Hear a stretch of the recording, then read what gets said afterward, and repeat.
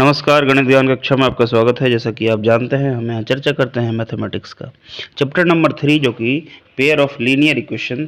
यहाँ पे हमने देखा कि किस प्रकार से एक्सरसाइज 3.1, 2, 3 एंड 4 को हमने सोल्व किया, जिसमें क्रमशः हमने सीखा कि किस प्रकार से इक्वेशन का ग्राफीय रिप्रेजेंटेशन होता है। फिर ग्राफीय रिप्रेजेंटेशन करके दो अगर इक्वेशन है तो उसको लीनियर रिप्रेजेंटेशन करते हुए दोनों लाइन जहाँ पे कट करते हैं वो उसका यूनिक वैल्यू होता है।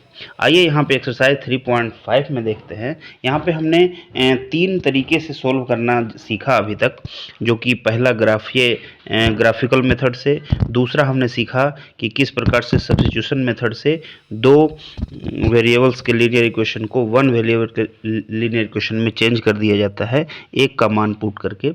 फिर तीसरा हमने सीखा एलिमिनेशन मेथड, जिसमें वेरिएबल्स के कोफिशिएंट को आपस में गुणा कर दिया जाता है। जैसे एक वेरिएबल में x का कोफिशिएंट 2 हो और दूसरे में x का कोफिशिएंट 3 हो, तो पहले वाले में 3 से और दूसरे वाले में 2 से गुणा करके दोनों को 6 कर लिया जाता है और दोनों को घटाने पे या जोड़ने पे करके दोनों को कैंसिल आउट करके उसको वन वेरिएबल के इक्वेशन में चेंज कर दिया जाता है।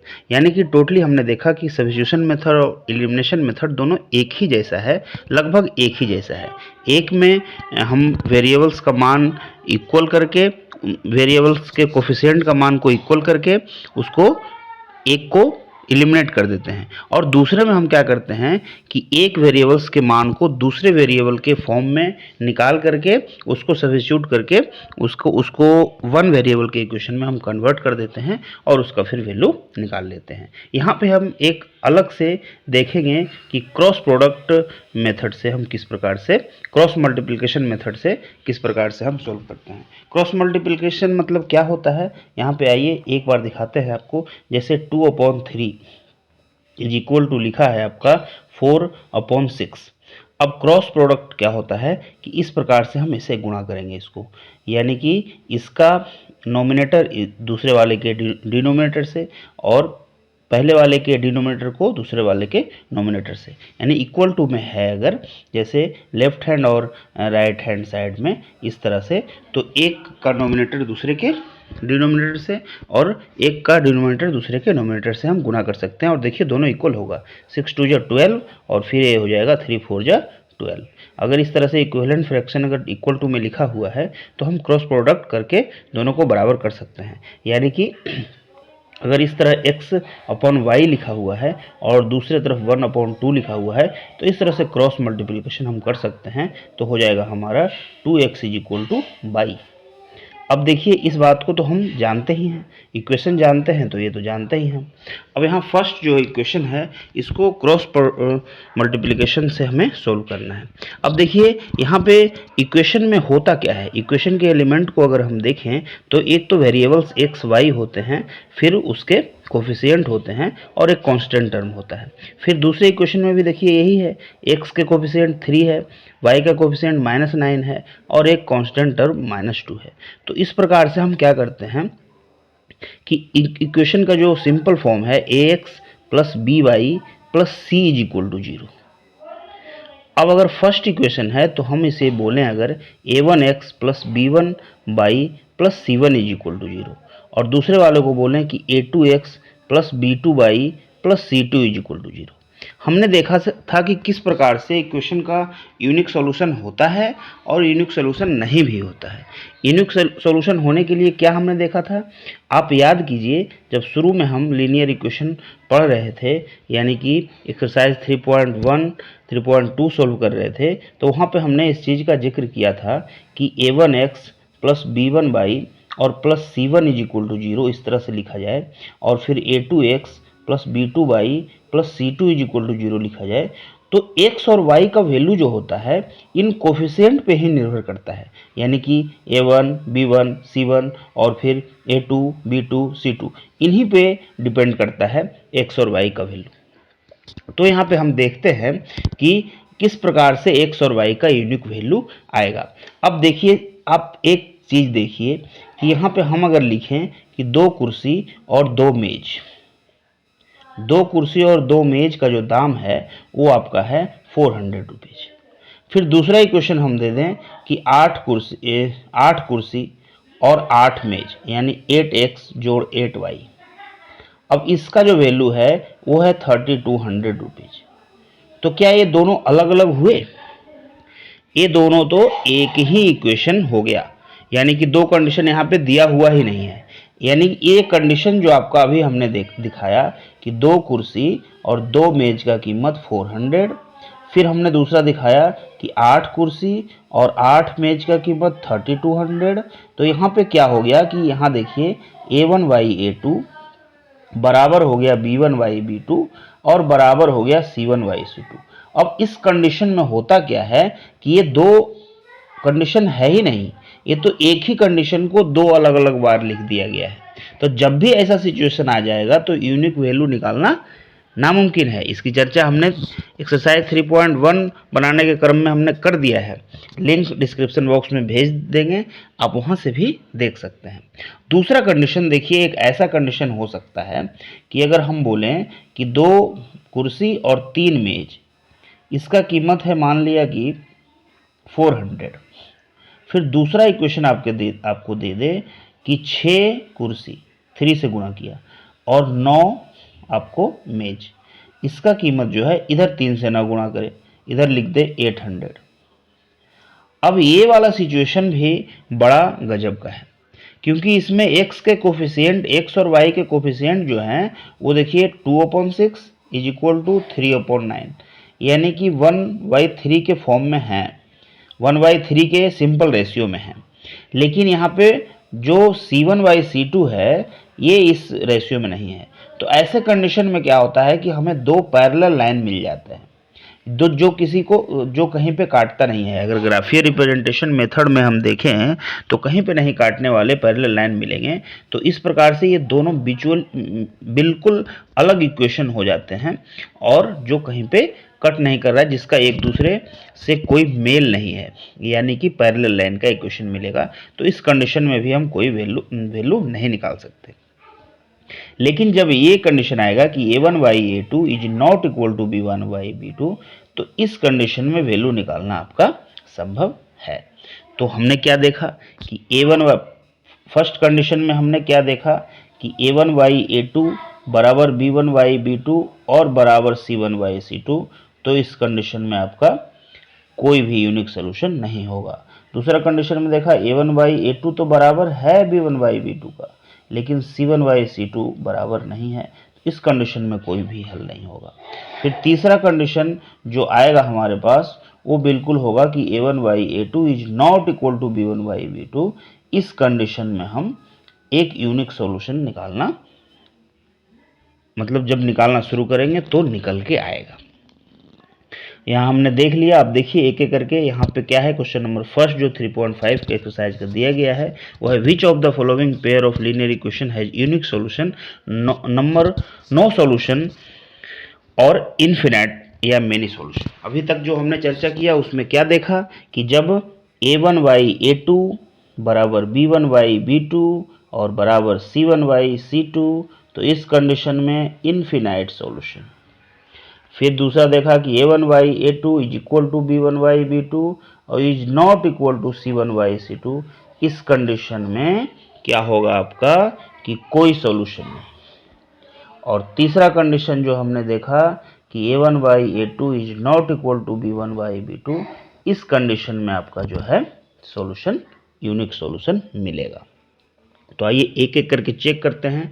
यहाँ पे फर्स्ट इक्वेशन जो फर्स्ट आपका है, यहाँ पे पहले पहचानते हैं कि A1 आपका 1 है और B1 आपका -3 है और C1 आपका -3 है, और फिर A2 आपका 3 है और B2 आपका -9 है और C1 आपका -2 है। तो जब करेंगे तो क्या होगा, 1/3 इज इक्वल टू -3/-9, तो ये भी 1/3 और दूसरा हो जाएगा -3/-2, तो ये हो जाएगा 3/2। देखिए ये तो बराबर है और ये बराबर नहीं है, तो ऐसे कंडीशन में क्या होगा, ये दोनों बराबर है तो इसका कोई भी सॉल्यूशन नहीं होगा।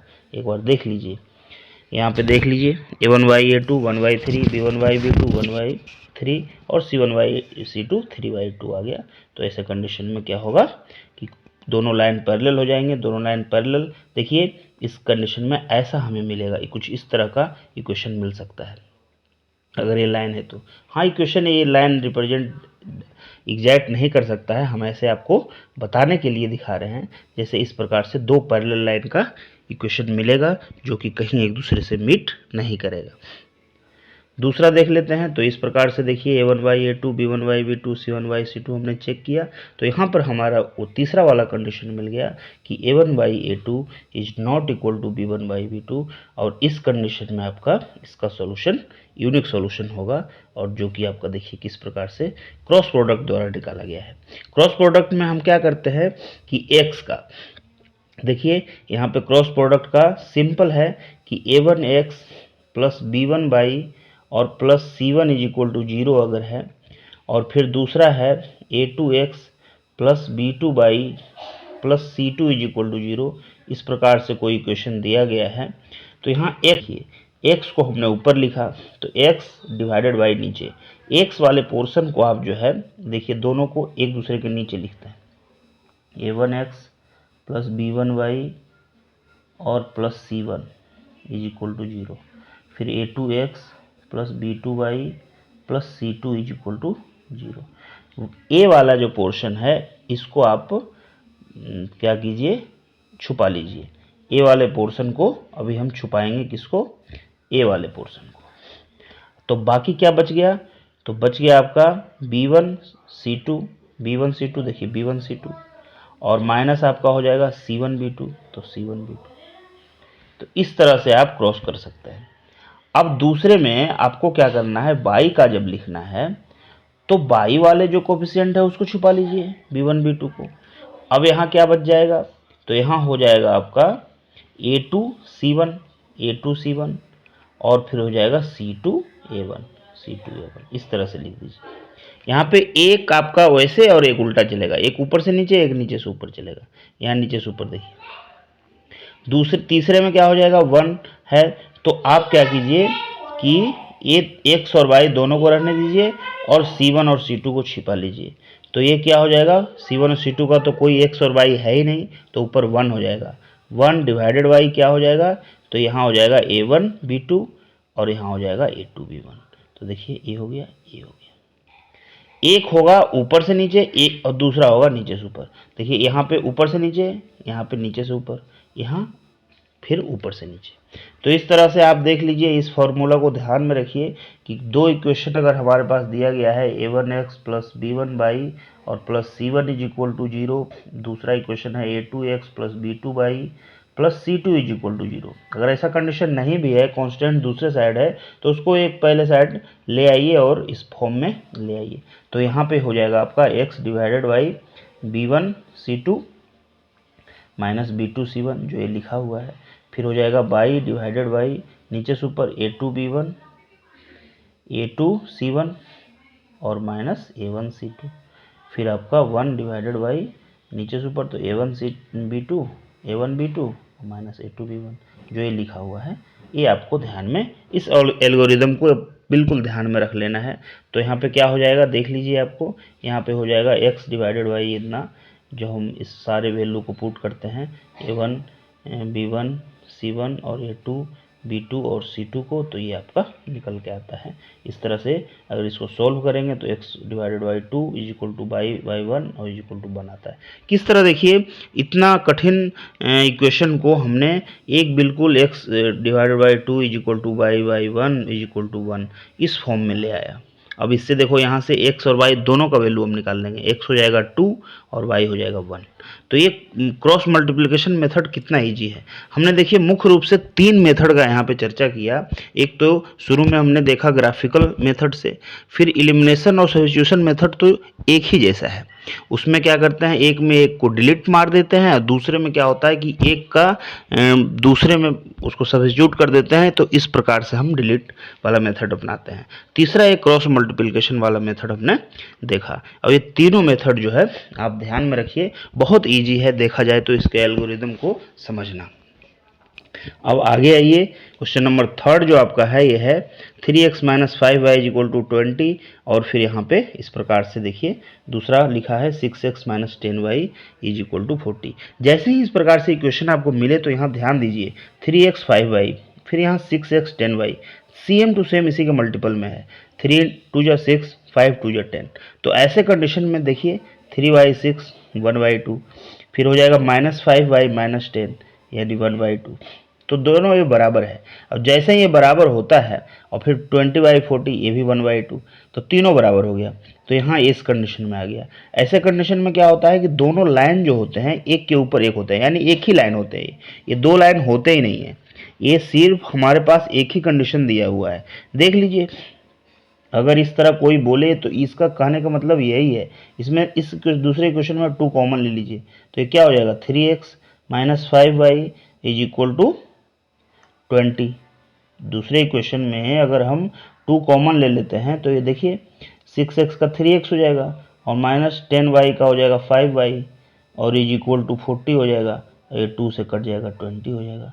तो ये दो कंडीशन कहाँ था, 3x - 5y = 20 ही तो था। तो हमारे पास सेम एक ही लाइन है, एक ही लाइन को दो अलग अलग बार लिखा गया है, यानी कि हमारे पास कोई दूसरा लाइन है ही नहीं, दूसरा कंडीशन है ही नहीं। तो ऐसे कंडीशन में इसके क्या हो जाएंगे, आपका कोई भी सॉल्यूशन नहीं निकलेगा।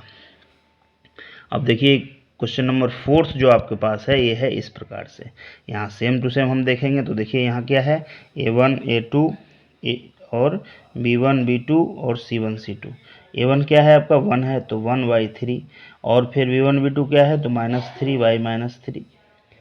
तो ये हो जाएगा आपका 1 और फिर हो जाएगा -7/-15। तो ये तीनों अलग अलग है, ये तीनों अलग अलग है। तो इस तरह से जब अलग अलग है तो हम आराम से इसका इक्वेशन निकालते हैं। क्रॉस प्रोडक्ट मेथड जो क्रॉस मल्टीप्लिकेशन मेथड है उसको ध्यान में रख के देखिए, यहाँ पे जब इक्वेशन को लेंगे तो x डिवाइडेड बाई एक्स वाला छुपा लेंगे तो ये क्या हो जाएगा -3 × -15, फिर हो जाएगा -7 × -3। तो ये केवल जोड़ और आप जो है एडिशन और सब्ट्रैक्शन मेथड को ध्यान में रखिए। तो इस प्रकार से आपका ये आएगा। यहाँ पे हमने सिंपल मेथड में देखिए इसको लिख दिया, x/24 = y/-6 = 1/6। अब इस तरह से पूरा हमारे पास यहाँ पे इस तरह से x = 4 और y = -1 आ गया। इस तरह से आप देख सकते हैं। क्वेश्चन नंबर 2 हम आगे की वीडियो में सोल्व करेंगे। तब तक के लिए नमस्कार, धन्यवाद।